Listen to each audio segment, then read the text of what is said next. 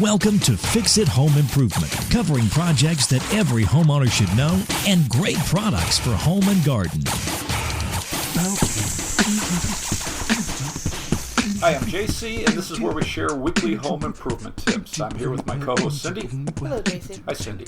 This week we're going to be talking about mirrors, and we'd like to thank Mighty Casey for liking and sharing the podcast. We'd also like to thank Listen Notes for adding us to their service. They are a search engine for podcasts, and they're at listennotes.com. In ancient Egypt, copper and bronze was polished to create mirrors. Polished obsidian was used as mirrors and also thought to have magical powers. What is obsidian? It's black volcanic glass, and the Aztecs used it as blades on their weapons. They also used it as scalpels for their doctors. Nostradamus used obsidian mirrors for meditation and for getting his visions. Pliny the Elder, the ancient historian, talks about mirrors in ancient Rome, and the Romans are the ones who started the superstition about 7 years of bad luck if you break a mirror. And if you want to avoid the curse, take all the pieces and bury it in moonlight, and you'll be okay. If you're looking for a mirror, there's a lot of different styles and sizes. You can get window pane mirrors. What's that? So they look like a window to make a room look larger, and you can set it on a wall that reflects the outside from a window. What do you mean it looks like a window? So it's framed out, so it looks just like a window. So it looks like it has a window frame. But and it's then, a mirror. And then it looks like it has two sections, like a sash window, but it's Okay. a mirror.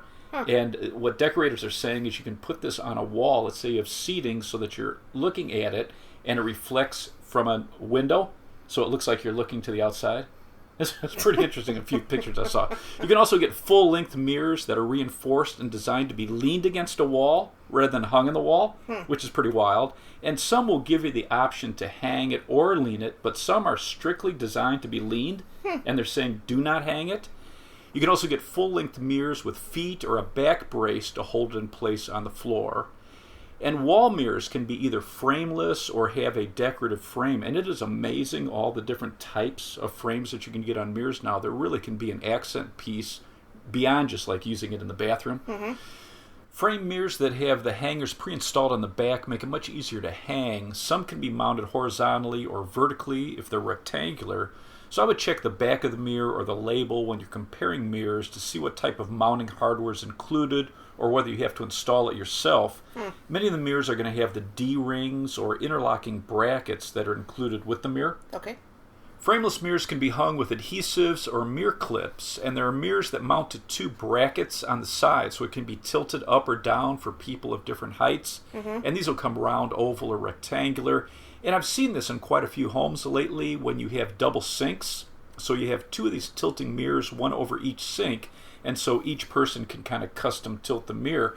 But what's funny, we were in an open house recently, and they had this, but whoever put the mirrors up must have done it before they installed the countertop and the faucets, Right. because you couldn't tilt the mirror back because the bottom of it was hitting the faucets.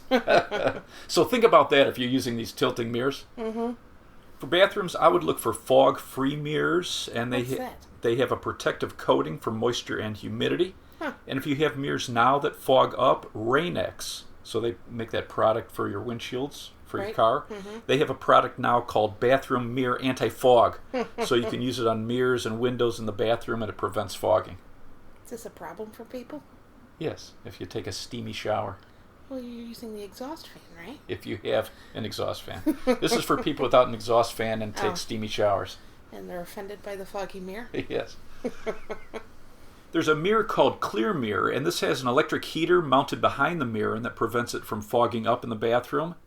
There's a lighted mirror from Kohler. It's called Verdera. It's Verdera. So this has internal LED lights. It has a brightness of 1,300 lumens. So like 75 watts? So it would be like equivalent to a 75-watt incandescent. It's 3,000 Kelvin, So, yellowish. okay. And then it has 80 CRI, so it's a very good color rendering index. And this one's compatible with LED dimmers.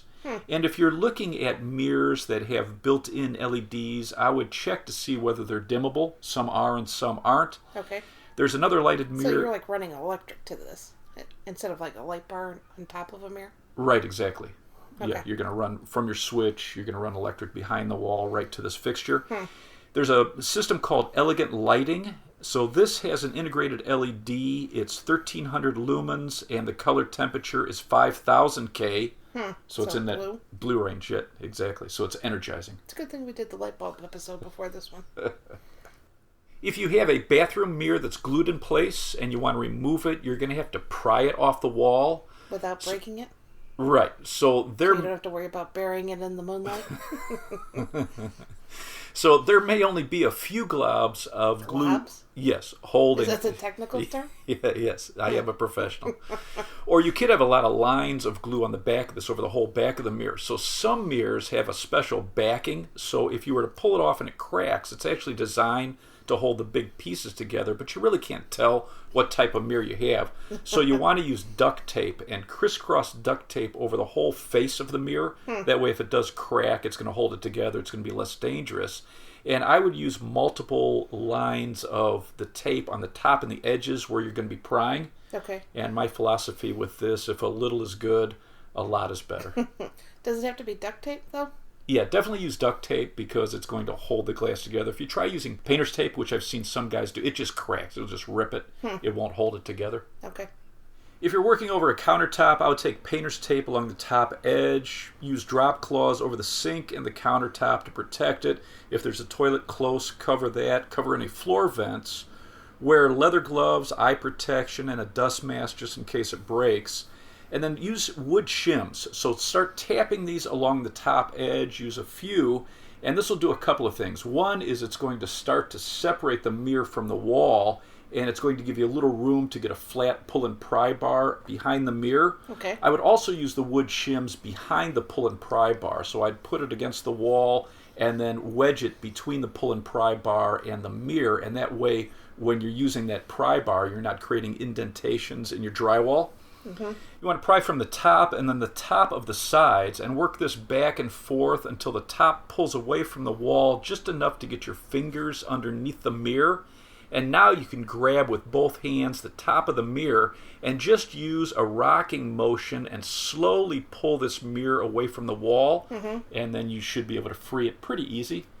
And we just did this project at your cousin's mom's house, and Okay, it's not my cousin's mom's house because Okay. that would be my aunt if Okay. it was my cousin's mom. Who is it then? It's my cousin's wife's mom's house. Isn't your cousin's wife becomes your cousin? Well, Her mom. Well, so what? I should start calling her Aunt Donna? Yes. So at Aunt Donna's house, we had a very large bathroom mirror like this, and we used the same technique, and it came down in one piece. It didn't break. Yeah, he did a good job. But what happens is you're going to tear off the face of the drywall. So now you're going to have to repair that drywall. It's quite a process. And you also have to dispose of the mirror. Right? So the way I like to dispose of a large mirror like this is to get large pieces of cardboard, sandwich the mirror in between the cardboard. So I've got a couple pieces of cardboard, and then hit the mirror in the center and kind of make a series of blows in a T shape. Because you have all this duct tape on the face of the mirror, you can now take the top piece of cardboard off. You can fold it on itself.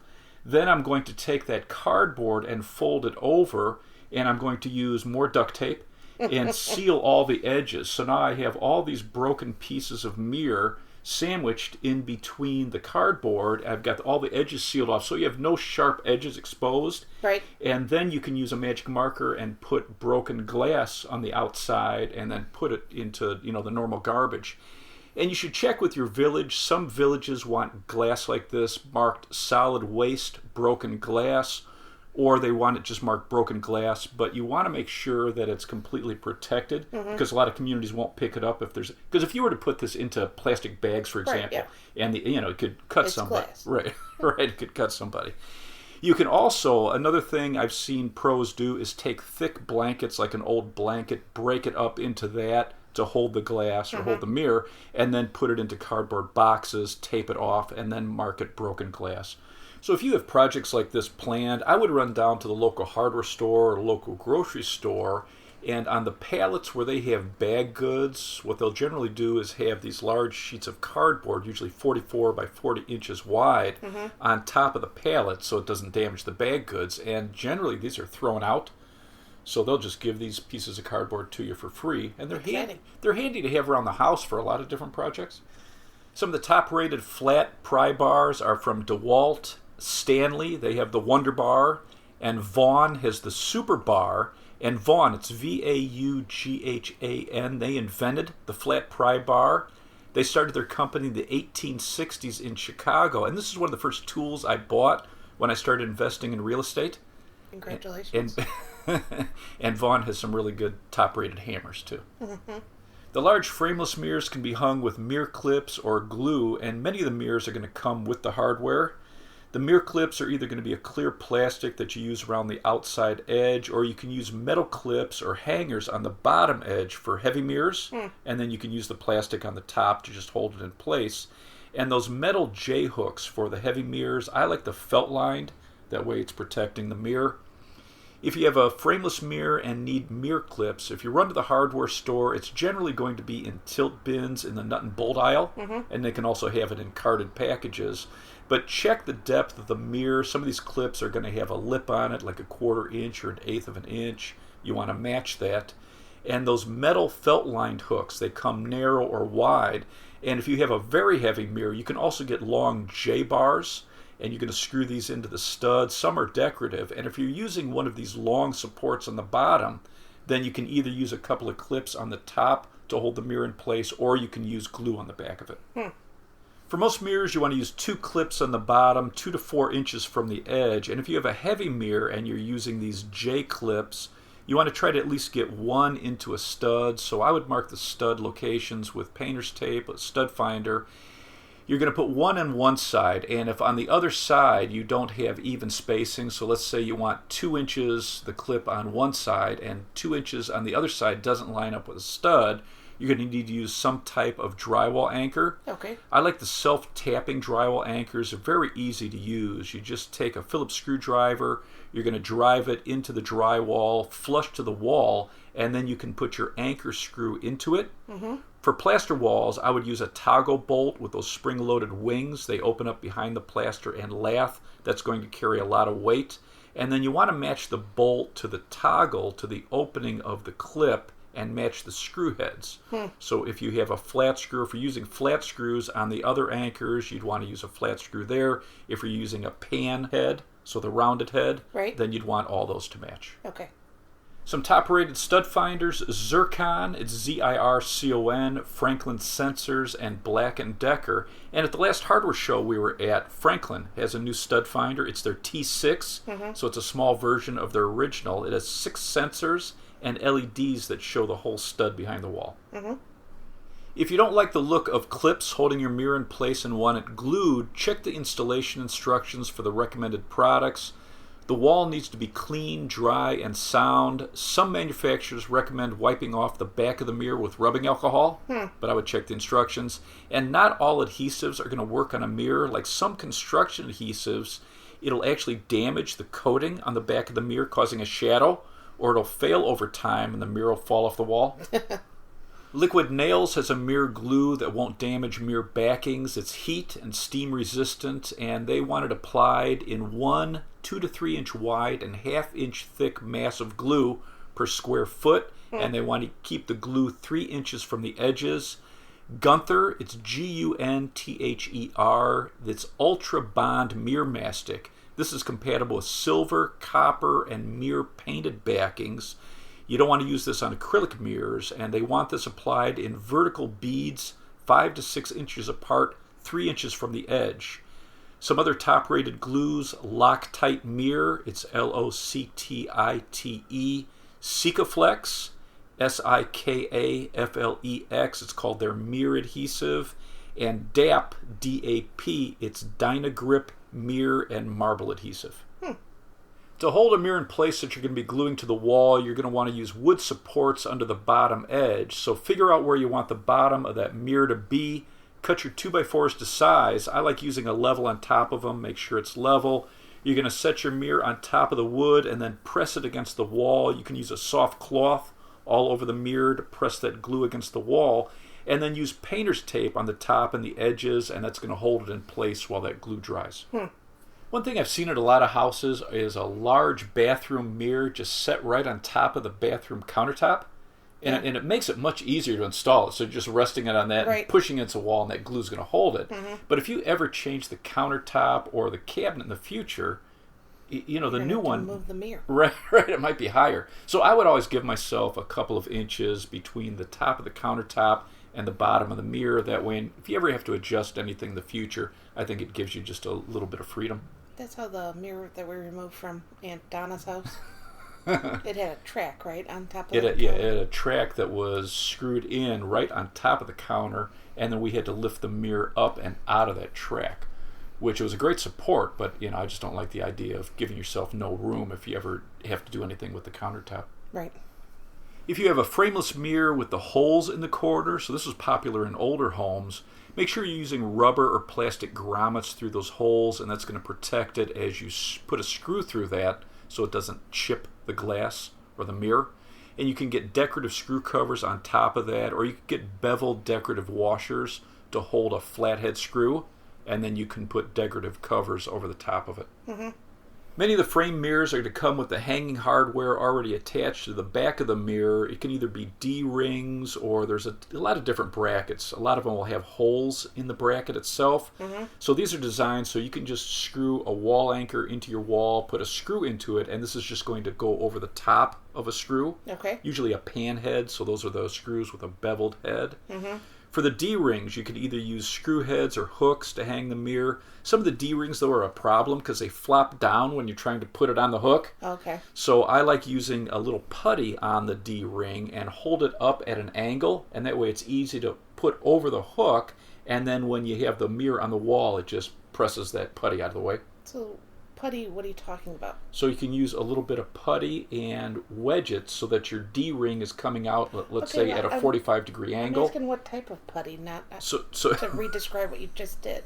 So you're talking about, like, the stuff they use to, like, hang posters on the wall? Right, you could use that, like a mounting putty, or, you know, plumber's putty, or Play-Doh. You want to check the weight of the mirror. If it's not on the package, you can use a bath scale and match the wall anchors to the weight. The self-tapping anchors are usually around 50 pounds per anchor. Many of the toggle anchors are around 100 pounds. And I saw some heavy-duty toggle bolts from Toggler. It's Toggler. And one of their styles is rated for drywall, tile, concrete, block, or plaster. It'll support up to 200 pounds in drywall and 800 pounds in concrete block. Wow. And where you're looking at the toggle bolts, you're going to have to drill a hole in whatever the surface is. So you're going to need a drill bit, and then you're going to need to push in this piece that springs out behind the wall. Sometimes it's spring-loaded wings, sometimes it's just a bar that flips up behind it. For light mirrors, there's hangers from High and Mighty that have a hook and a plate and integrated nails. And you just press this into drywall, and you have an instant hook, and they're rated from 20 to 40 pounds, depending on their hooks. They also have a long bar with an integrated level, and it has 2 hooks, and this is rated at 85 pounds. For brick walls, use a masonry bit to drill holes for your screw anchors between the bricks. You don't want to take a chance in cracking the brick. And for light full-length mirrors, if you're putting it on a hollow core door, make sure you're getting anchors that are designed for the thin door panels. So Toggler, they make a plastic toggle anchor for hollow core doors and expands behind the surface. So this is designed for 1/8 to 1/4 inch thicknesses, and you need to pre-drill a hole for the anchor. And then Easy Anchor, it's just the letters E-Z Anchor. They make a small self-tapping anchor for hollow doors. There are cleat-style hangers for heavy mirrors. It's interlocking brackets, so one side goes on the wall, one side goes on the mirror. The sawtooth hangers, these are good for lightweight mirrors, and a lot of homeowners have these in their toolbox for hanging light pictures, but these are not designed for heavy mirrors. When you're hanging a mirror, you want to mark the wall where you want the top of the mirror to be, and you can either mark that with a pencil or painter's tape. And then to figure out where you're going to put your hangers, let's say we have D-hooks. You're going to pull up your D-hook, and if you're using screws in anchors on the wall, I would take the screw and put it into the D-hook and pull it up tight, and then measure from the center of the screw to the top of the mirror, and now you know how far down from that mark on the wall that you want to put your anchors, and then you're going to measure the width of it, the distance apart, and then you can make those measurements and those marks on the wall. If you're using a hook, You want to take your hook and pull it up on the D-ring, and then if you have a hole on the top of that hook, you want to measure down from the top of the mirror to that hole, and that's where it's going to go into the wall. Okay. So you know where to mark it. If your mirror has a wire on the back of it and you're just using one hook or one screw to hold it, grab that wire on the back and pull it up tight, and then you can measure from the top of the mirror down to that wire, and you know the distance where you're going to put your anchor.